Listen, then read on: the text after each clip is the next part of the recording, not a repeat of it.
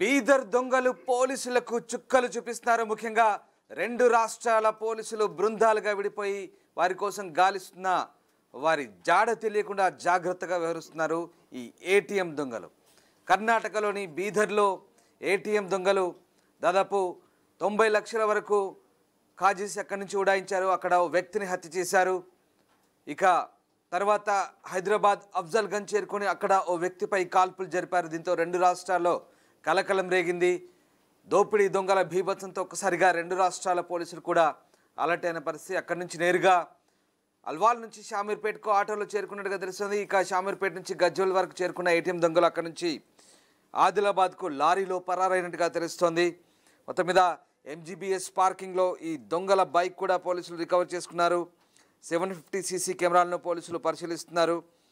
ఇక బీదర్లో ఇద్దరిని చంపి దాదాపు 93 లక్షలతో పారిపోయిన ఈ దొంగలు ఆన్లైన్ పేమెంట్ చేయకుండా జాగ్రత్త పడుతున్నట్టుగా తెలుస్తుంది. కేవలం క్యాష్ మాత్రమే వాడుతున్నట్టుగా తెలుస్తుంది. సెల్ ఫోన్ వాడకపోవడంతో ప్రస్తుతం ఈ దొంగల జాడ కనిపెట్టేందుకు పోలీసులకు ఇబ్బందులకు గురవుతున్న పరిస్థితి కనబడుతోంది.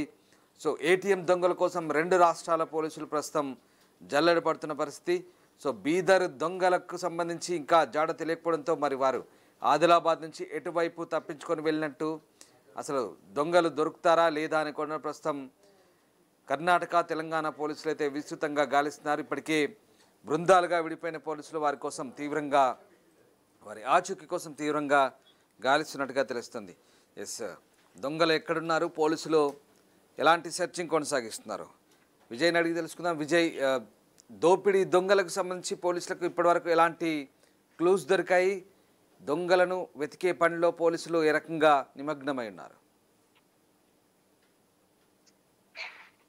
ఎస్ రామ్దాస్, కర్ణాటకతో పాటు నగరంలో తుపాకీతో కాల్పులకు తెగబడినటువంటి దుండగులను వినియోగించినటువంటి వాహనాన్ని హైదరాబాద్ పోలీసులు అయితే స్వాధీనం చేసుకున్నారు. అఫ్జల్గంజ్ లోని Mahatma Gandhi bus station parking నుంచి కూడా ఈ వాహనాన్ని మంగళవారం రికవరీ అయితే చేశారు. నిందితులు ఆదిలాబాద్ మీదుగా మహారాష్ట్రలోకి ప్రవేశించినట్టే కూడా అనుమానిస్తా ఉన్నారు అధికారులు. ఆ కోణంలో కూడా దర్యాప్తు అయితే చేస్తా ఉన్నారు. ఇప్పటికే 750 సీసీ కెమెరాల్లో నమోదైనటువంటి ఫుటేజ్ ను వడపోసినటువంటి సిటీ పోలీసులు మరిన్ని కెమెరాల ఫీడ్ ను కూడా అధ్యయనం అయితే చేయడం పైన దృష్టి అయితే పెట్టారు. అఫ్జల్గంజ్ కాల్పుల కేసులో నిందితుల కోసం పోలీసులు అయితే వేట అయితే పోలీసులు ప్రత్యేక బృందాలుగా ఏర్పడి నిందితులను పట్టుకునేందుకు కూడా తీవ్రంగా ప్రయత్నిస్తూ ఉన్నారు. ఈ క్రమంలో అఫ్జల్గంజ్ కాల్పుల కేసులో పోలీసులు కీలక పురోగతి సాధించారని చెప్పుకోవచ్చు. అయితే నిందితులు ఎక్కడెక్కడికి వెళ్లారు అనేటువంటి దానిపైన కూడా పోలీసులు ఆరాధిస్తా ఉన్నారు. పలు ప్రాంతాల్లో సీసీ ఫుటేజ్ లో ఆధారంగా కూడా నిందితుల కదలికలను అయితే గుర్తించారు. తిరుమలగిరి నుంచి ఆటోలో షామీర్పేట వరకు వెళ్ళినటువంటి దుండగులు షామీర్పేట నుంచి గజ్వేల్ వరకు షేరింగ్ ఆటోలో వెళ్లారు. గజ్వేల్ నుంచి ఆదిలాబాద్ వరకు కూడా లారీలో ప్రయాణించినట్లు పోలీసులు అయితే గుర్తించారు. ఇప్పటికే అబ్బాయి ఆదిలాబాద్ నుంచి మధ్యప్రదేశ్ మీదుగా బీహార్ కు వెళ్ళినట్టుగా కూడా అనుమానం అయితే వ్యక్తం చేస్తా ఉన్నారు. అయితే దోపిడీ కాల్పులకు పాల్పడింది అమిత్, మనీష్లుగా ఇప్పటికే పోలీసులు అయితే గుర్తించారు. వారిని పట్టుకునేందుకు బీదర్, హైదరాబాద్ పోలీసులు జాయింట్ ఆపరేషన్ అయితే నిర్వహించారు. ఇప్పటికే బీహార్ తో పాటు జార్ఖండ్ కు చేరుకున్నటువంటి హైదరాబాద్, బీదర్ పోలీసులు నిందితులను పట్టుకునేందుకు తీవ్రంగా అయితే శ్రమిస్తా ఉన్నారు. ఇటీవల బీదర్ అఫ్జల్గంజ్ లో కాల్పుల తీవ్ర కలకలం రేపేటువంటి విషయం మనకు తెలిసిందే. కర్ణాటకలోని బీదర్ లో ఏటీఎం లో నగదును జమ చేస్తున్నటువంటి సమయంలో సెక్యూరిటీ సిబ్బంది, బ్యాంకు సిబ్బంది పైన బైక్ పై వచ్చి ఇద్దరు దుండగులు విచక్షణ రహితంగా కాల్పులు జరిపారు. ఈ ఘటనలో ఇద్దరు మృతి చెందగా ఒకరు తీవ్రంగా గాయపడ్డారు. దాదాపు 93 లక్షల రూపాయల నగదును తీసుకొని దుండగులు అక్కడి నుంచి పరారయ్యారు. అనంతరం నగదుతో హైదరాబాద్ కు వచ్చినటువంటి దుండగులు ముందుగా బ్యాగులు, బట్టలు కొనుగోలు చేసి ఆ నిర్మానుష్య ప్రదేశంలో నగదును బ్యాగుల్లోకి మార్చారు. అనంతరం అక్కడి నుంచి అఫ్జల్గంజ్ కు చేరుకొని ట్రావెల్స్ బస్సులో రాయ్పూర్ వెళ్లాలని చెప్పేసి కూడా టికెట్ తీసుకున్నారు. ఈ క్రమంలో ప్రయాణికుల బ్యాగులను తనిఖీ చేసినటువంటి ట్రావెల్ ఏజెంట్ జహంగీర్ వీరిపైన అనుమానంతో వీరి బ్యాగులను కూడా తనిఖీ చేయాలనుకున్నాడు. ఈ క్రమంలోనే కానీ నిందితులు ట్రావెల్ ఏజెంట్ పైన కాల్పులు జరిపి అక్కడి నుంచి పరారయ్యారు. ఈ ఘటనను సీరియస్ గా తీసుకున్నటువంటి పోలీసులు ఎరగేలకు నిందితులను అయితే గుర్తించారు. బీహార్ కు చెందినటువంటి అమిత్ ఈ దారుణానికి పాల్పడ్డాడని చెప్పేసి కూడా అతన్ని మనీష్ అనేటువంటి వ్యక్తి కూడా అతనికి సహకరించినట్లు కూడా గుర్తించారు. అయితే అప్పటి నుంచి నిందితుల కోసం గాలింపు చర్యలు అయితే చేపట్టారు. నిందితుల కోసం బీదర్ అలాగే హైదరాబాద్ పోలీసులు వీళ్ళిద్దరు కలిసి కూడా సంయుక్తంగా అయితే వేట కొనసాగించారు. సో నగరంలోని పలు ప్రాంతాల్లో నిందితులు తిరిగినట్లుగా గుర్తించినటువంటి సీసీ ఫుటేజ్ ఆధారంగా పోలీసులు అయితే వీళ్ళని ట్రేస్ చేసినటువంటి పరిస్థితి కూడా ఉంది. అలాగే ఓ ఆటోలో సికింద్రాబాద్ కు వెళ్ళినట్టు గుర్తించినటువంటి పోలీసులు ఆటో డ్రైవర్ ను పట్టుకొని సమాచారం సేకరించారు. వారిని సికింద్రాబాద్ వద్ద దింపేసినట్లు ఆ ఆటో డ్రైవర్ అయితే పోలీసులకు తెలిపినటువంటి పరిస్థితి ఉంది. అయితే ఈ ఇద్దరు నిందితులను కూడా పట్టుకోవడం కోసం పోలీసులకైతే ఇది పెను సవాల్గా మారినటువంటి కేసుగా ఉంది. వివిధ ప్రాంతాల్లో తిరుగుతూ పోలీసుల నుంచి తప్పించుకుంటున్నారు నిందితులు. చివరకు ఆ ఇద్దరు నిందితులకు బీహార్ కు వెళ్ళినట్టుగా కూడా అనుమానిస్తా ఉన్నారు. సో ఎలాగైతే నిందితులను పట్టుకుని తీరుతామని చెప్పి కూడా పోలీసులు అయితే మనకు చెప్తున్నటువంటి పరిస్థితి ఉంది.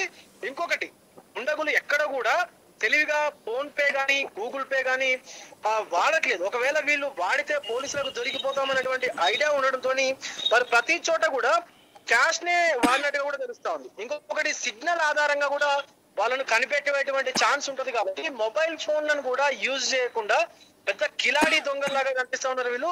మొబైల్ ఫోన్లను కూడా యూజ్ చేయకుండా వాళ్ళు తప్పించుకున్నటువంటి పరిస్థితి కూడా ఉంది. సో ఈ పోలీసులు జరిపినటువంటి ప్రాథమిక దర్యాప్తులో ట్రావెల్స్ లో ఈ టికెట్ కోసం నగదును చెల్లించారు. అయితే తనిఖీల సమయంలో జహాంగీర్ కూడా 50,000 కట్టను ఎరగా వేసేందుకు కూడా ప్రయత్నించారు.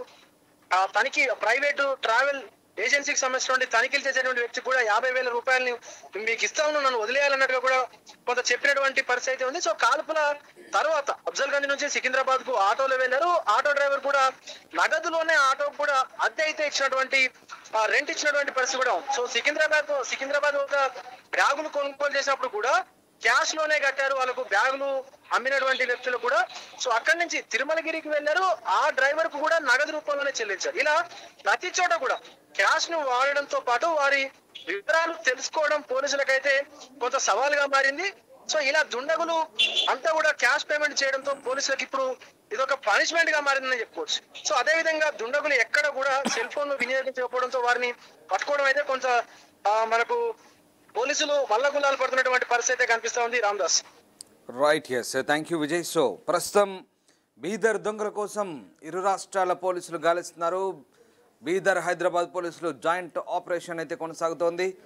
వారి కోసం సెర్చ్ ఆపరేషన్ కొనసాగిస్తున్నారు.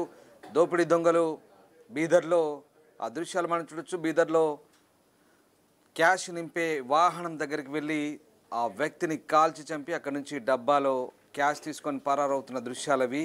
సో వారు వాడిన ఆ బైక్ని అఫ్జల్ గంజ్ ఎంజీబీఎస్ బస్టాండ్లో స్వాధీనం చేసుకున్నారు. ఇక నిందితులు అక్కడి నుంచి ట్రావెల్స్ దగ్గర అనుమానితంగా వ్యవహరించడంతో ఒక్కసారిగా అక్కడ కూడా వ్యక్తిపై కాల్పులు జరిపి అటు నుంచి పరారవుతున్న దృశ్యాలు కూడా మనం చూస్తున్నాం. ఇక వాళ్ళు షామీర్పేట నుంచి గజ్వేల్ మీదుగా ఆదిలాబాద్ చేరుకొని అటు నుంచి మహారాష్ట్రకు వెళ్ళినట్టుగా తెలుస్తుంది. బహుశా షామీర్పేట నుంచి గజ్వేల్ మీదుగా ఆసిఫాబాద్ లేదా చంద్రపూర్, నాగ్పూర్ మీదుగా మహారాష్ట్రలో ఎంటర్ అయినట్టుగా తెలుస్తుంది. సో మొత్తం మీద ప్రస్తుతం దోపిడీ దొంగల ఆచూకీ కోసం పోలీసులు అయితే తీవ్రంగా గాలిస్తున్నారు.